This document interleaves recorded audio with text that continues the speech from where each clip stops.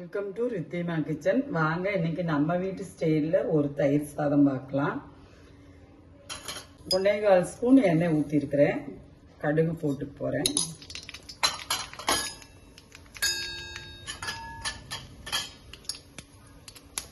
இந்த ஸ்பூனில் 1 ஸ்பூன் உளுந்து,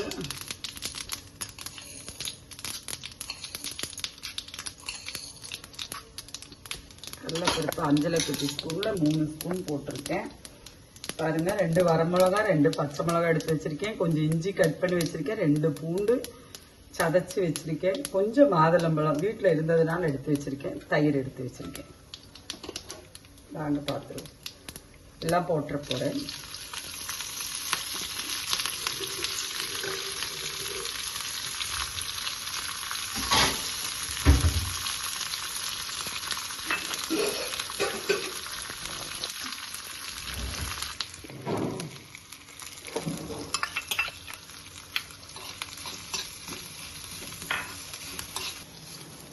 பாருங்க, எல்லாம் வணங்கிடுச்சு. வணங்கினது போதுமான அளவு.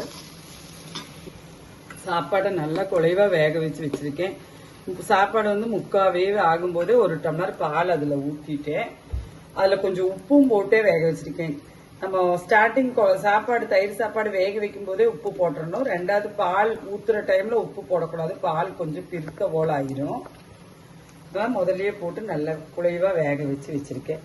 இந்த டம்ளர்ல இவ்வளவு தயிர் எடுத்திருக்கேன். நான் வீட்டுல பெற போட்டது. புளிப்பு எல்லாம் இந்த சாதத்துக்கு 1 டம்ளர் சாதத்துக்கு இந்த தயிர் அளவா இருக்கும். பாருங்க, தாளிப்பு இதுல போட்டு போறோம்.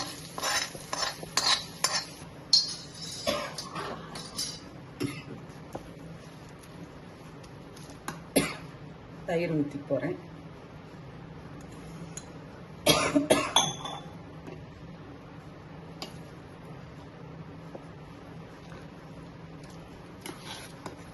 பாருங்க, தயிர் சாப்பாடு ஆயிடுச்சு. மேல கொஞ்சம் மாதுளம்பழம் போட்டு போறேன்.